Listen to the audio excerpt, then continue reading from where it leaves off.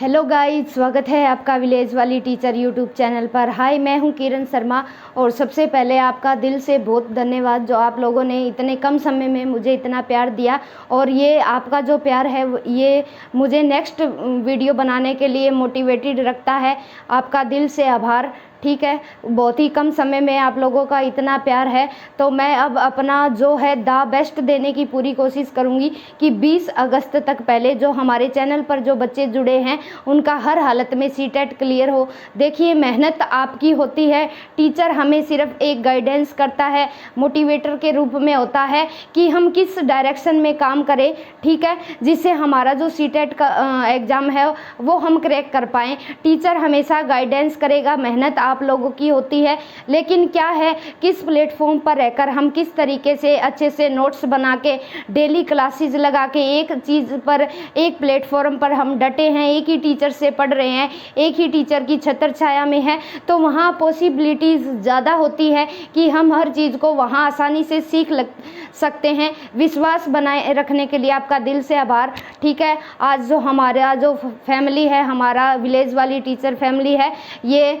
510 की फैमिली हो गई है और ऐसे ही आप अपना प्यार बनाए रखें। हम द बेस्ट देने की कोशिश करेंगे। तो चलिए, कल हमने CCE टॉपिक की शुरुआत की थी, कंटिन्यूअस कॉम्प्रिहेंसिव इवेल्युएशन की शुरुआत की थी। यहाँ से काफ़ी क्वेश्चन पूछे जाते हैं, कई बार ग्रेडिंग सिस्टम के बारे में भी पूछ लिया है। तो कल की वीडियो में हमने क्या पढ़ा था, कंटिन्यूअस कॉम्प्रिहेंसिव इवेल्युएशन के बारे में पढ़ा था हमने कल। ठीक है, सतत और व्यापक मूल्यांकन, इसके बारे में अगर डिटेल में वीडियोस आती रहेगी, आप हैंड रिटन नोट्स भी बनाते रहे और साथ साथ स्क्रीनशॉट भी लेते चले। तो कल की क्लास में हमने बातचीत की थी, जो हमारा कंटिन्यूअस कॉम्प्रिहेंसिव इवेल्युएशन है ना, वो क्या है, नई शिक्षा नीति, जो राष्ट्रीय शिक्षा नीति थी, NEP नेशनल एजुकेशन पॉलिसी थी 1986 वाली, उन्होंने सुझाव दिया था। लेकिन ये लागू कब होती है, ये लागू होती है नेशनल करिकुलम फ्रेमवर्क जब 2005 आता है,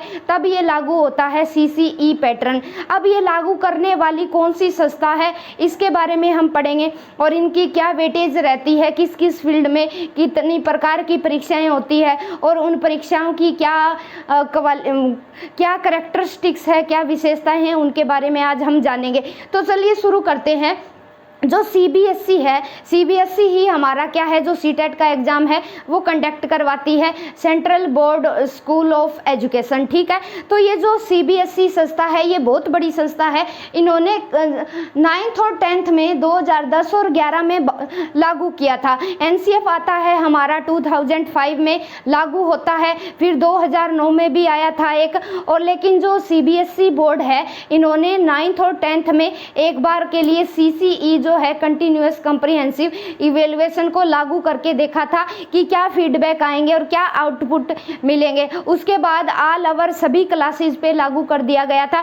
तो सबसे पहले CBSE ने क्लास 9th और 10th के लिए 2010 और 11 में लागू किया था। ये क्वेश्चन है, ये रीट में पूछ लिया गया है, तो इसलिए मैंने यहाँ मेंशन किया।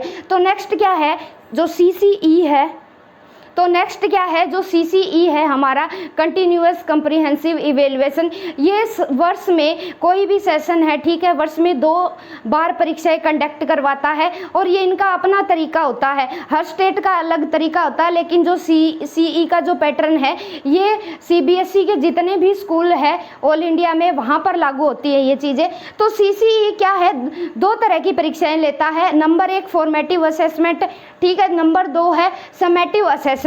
यानी फॉर्मेटिव असेसमेंट को हम रचनात्मक कह लीजिए, निर्माणात्मक कह लीजिए या प्रारंभिक परीक्षण भी बोलते हैं। तो ये क्या होता है, ये शैक्षिक सत्र होता है, यानी 1 साल का होता है। 2023 से 24 का जो सेशन है, जिस सेशन में हम खड़े हैं, जो शैक्षिक सत्र है, जो हमारा सेशन है, ये वर्ष में 4 बार आयोजित करवाता है CBSE जो बोर्ड है। और कुल ग्रेडिंग सिस्टम का 40% वेटेज होती है इनकी और स्कूल लेवल पर लिए जाते हैं, यानी स्कूल ही कंडक्ट करवाता है जो फॉर्मेटिव असेसमेंट होती है, जो रचनात्मक और निर्माणात्मक आकलन होते हैं। तो नेक्स्ट दूसरा क्या है, समेटिव असेसमेंट होता है ये, और ये वर्ष में क्या है, किसी भी सेशन में 2 टाइम्स लिए जाते हैं, 2 टाइम्स लिए जाते हैं। और क्या है, ये परीक्षण की कुल वेटेज क्या होती है, 30% होती है, कि ऑल ओवर जो पूरे सेशन में जो परीक्षाएं ली जाती है, जो एग्जाम लिया जाता है, उसकी वेटेज 30% होती है। विद्यालय द्वारा आयोजित प्रश्न पत्र उत्तर पत्रों की जांच बोर्ड के माध्यम से होती है, लेकिन कंडक्ट तो क्या करवाता है, समेटिव असेसमेंट को स्कूल करवाता है, लेकिन जो उत्तर की जांच है या प्रश्नों का निर्माण करना है, वो विद्यालय बोर्ड, वो बोर्ड द्वारा लिए जाते हैं, जो सीबीएसई बोर्ड है, जिसके अंदर सीसीई पैटर्न से परीक्षाएं चलती है। कंटिन्यूअस कॉम्प्रिहेंसिव इवैल्यूएशन से बच्चों का आकलन किया जाता है, ठीक है, याद रखेंगे। फिर क्या है, आजकल सीसीई है वो सीबीएसई स्कूलों में चलता है, ठीक है, ये बात ठीक है, सेंट्रल लेवल की बात हो गई। लेकिन जो अलग अलग स्टेट है, हमारे 28 स्टेट है, वहाँ जो ये सीसीई पैटर्न चलता है, ठीक है, उसे क्या बोला गया है, उसका नाम चेंज किया गया है SIQE। इसका ही फुल फॉर्म कई बार पूछ ली जाती है। SIQE का मतलब क्या है, state initiative for quality education, ठीक है। तो ये जो CCE है अदर स्टेट में, वो इस नाम से कार्यरत है, SIQE, state initiative for quality education, ये बात याद रखेंगे, ठीक है। फिर क्या है, साल में जो फॉर्मेटिव असेसमेंट है, 2 फॉर्मेटिव के बाद एक समेटिव असेसमेंट होता है, यानी सीधे तौर पर बात करें तो 6 महीने का जो अर्धवार्षिक परीक्षाएं होती है, अर्धवार्षिक परीक्षा से पहले, सितंबर परीक्षा से पहले 2 बार फॉर्मेटिव असेसमेंट ले लिए जाते हैं, और जो अर्धवार्षिक परीक्षाएं होती है वो हमारी समेटिव असेसमेंट कहलाती है, यानी योगात्मक मूल्यांकन कहलाता है, याद रखेंगे ये बात। फिर क्या है, जो CCE का जो पैटर्न है, ये यहाँ से DSSB में भर भर के क्वेश्चन पूछे जाते हैं, वेटेज पूछी जाती है, ठीक है। तो ये चीज़ भी हम पढ़ेंगे।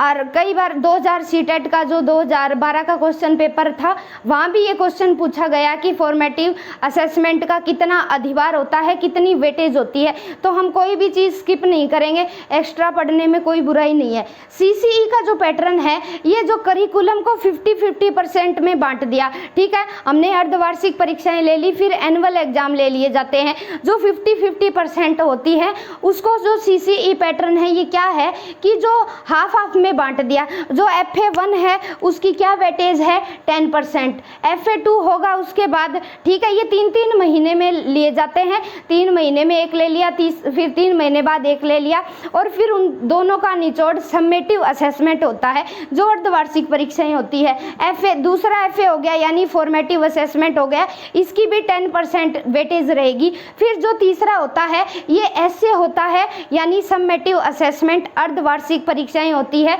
इसकी वेटेज जो रहती है ये 30% रहती है। फिर नेक्स्ट जब 6 अर्धवार्षिक परीक्षाएं हो जाती है, फिर जो FA3 है उसकी भी 10%, फिर FA4 है, इसकी भी 10%, और जो सेशन के एंड में होता है समेटिव असेसमेंट होता है, इसकी वेटेज रहेगी 30%, ठीक है। तो ये तो जो था करिकुलम का 50-50 बांटा, पाठ्यचर्या में कितनी परसेंटेज है, कितनी परसेंटेज की वेटेज है। फिर अगर हम मार्क्स की बात करते हैं, मार्क्स की कितनी परसेंटेज रहती है, कितनी वेटेज रहती है, ठीक है, बात करेंगे।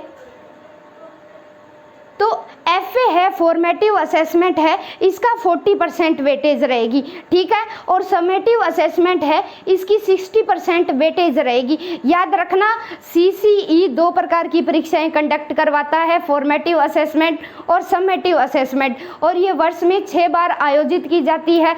और इसकी जो मेन हेड ब्रांच है ये CBSE है, सबसे बड़ा देश का बोर्ड है CBSE, central board school of education, यही हमारा सीटेट कंडक्ट करवाता है, याद रखना ये बातें, ठीक है। तो सबसे पहले CBSE ने कक्षा 9th और 10th के लिए CCE लागू किया था, उसके बाद अलग अलग स्टेट के अलग अलग स्कूलों में लागू कर दिया गया था, और जो स्टेट में जो इनकी ब्रांचेज चलती है उन्हें नाम दिया गया है SIQE, स्टेट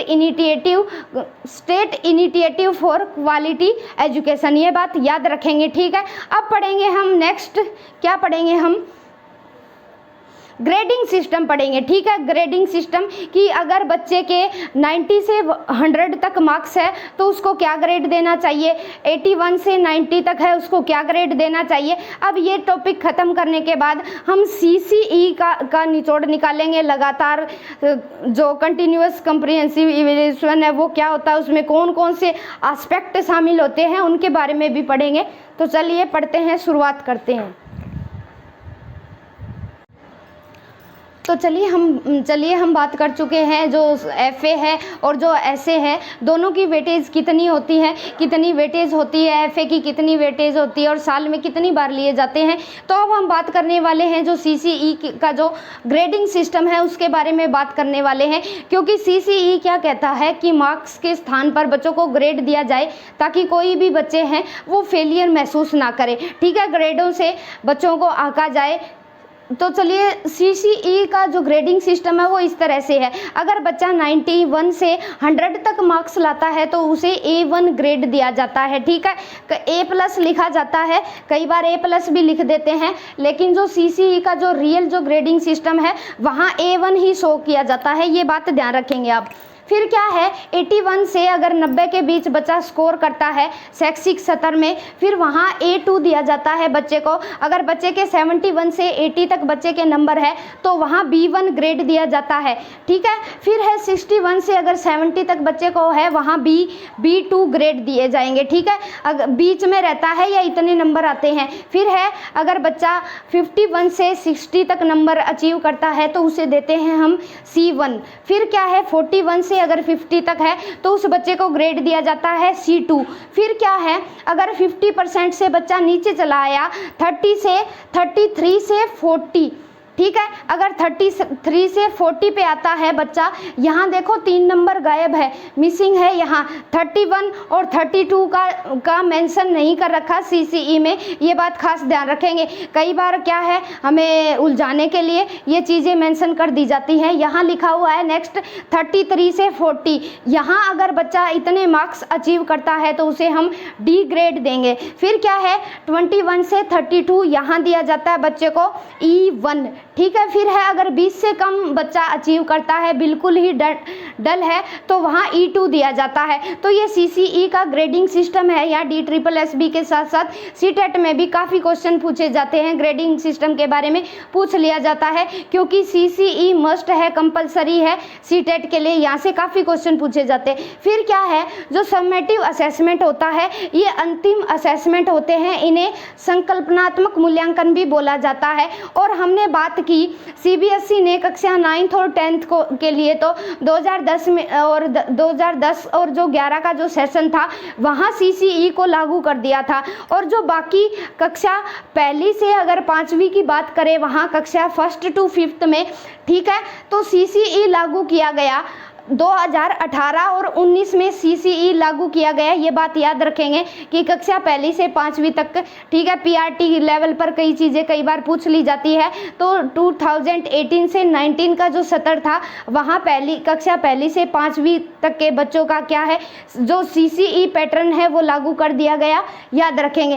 तो इस पे क्या बताया गया, यहाँ जो पहली से 5वीं का जो कक्षा का बच्चा है, जो 1 to 5th का बच्चा है, वहाँ 3 तरह के असेसमेंट हो गए। वहाँ तो अलग असेसमेंट चलते थे, 6 प्रकार की परीक्षाएं होती थी। ठीक है, बड़ी क्लासेस की बात करें वो 6 से 10th तक लागू हो जाती है, लेकिन जो पहली से 5वीं की बात करें हम, वहाँ पर क्या होता है, वहाँ 3 तरह के सिर्फ ओनली असेसमेंट लिए जाते हैं। यहाँ फॉर्मेटिव का कोई जिक्र नहीं है। देखिए, तो फर्स्ट स्टेप में क्या होता है, जो पहला समेटिव असेसमेंट होता है, ये कक्षा पहली से 5वीं की बात हो रही है क्योंकि कई बच्चे PRT लेवल के भी जुड़े होंगे। तो फर्स्ट में क्या होता है, यहाँ 45% वेटेज होती है और इसका क्या है, इसे भी समेटिव असेसमेंट होता है, ये पहला। फिर दूसरा कब होगा, दूसरा होगा 40% की वेटेज रहने वाली है इसकी, और इसे हम बोलेंगे समेटिव असेसमेंट 2। फिर थर्ड होगा, साल में 3 तरह के समेटिव असेसमेंट लिए जाते हैं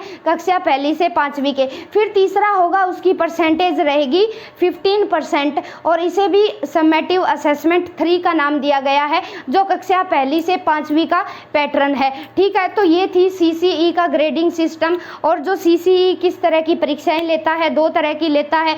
बड़ी कक्षाओं के लिए 2 तरह की है, और जो पहली से 5वीं की जो कक्षाएं हैं वहाँ 3 तरह के ओनली समेटिव असेसमेंट लिए जाते हैं, क्योंकि वहाँ बच्चे का ऑल ओवर डेवलपमेंट हमें चेक करना होता है। गैर शैक्षिक और गैर शैक्षिक हर फील्ड को मापते हैं, क्योंकि अगर हमने बच्चे की सीसीई क्या कहता है, अगर हमने बच्चे की वहाँ बेस या नींव मजबूत बना दी तो आगे क्या है, बच्चे को प्रॉब्लम्स नहीं आएगी, वो अच्छे से अपना जीवन जी सकेगा। तो ठीक है, इसलिए यहाँ क्या है, तीनों तरह के समेटिव असेसमेंट को मेंशन किया गया, और ये अंतिम मूल्यांकन होते हैं, इन्हें संकल्पनात्मक मूल्यांकन भी बोला जाता है। तो ये था ग्रेडिंग सिस्टम और सीसीई का पैटर्न, ठीक है। और नेक्स्ट जो वीडियो आएगी उसके बारे में हम कंटिन्यूअस कम्प्रिहेंसिव इवैल्यूएशन के बारे में डिटेल में चर्चा करेंगे, और एक अच्छे मूल्यांकन की क्या विशेषताएं होनी चाहिए उनके बारे में भी करेंगे।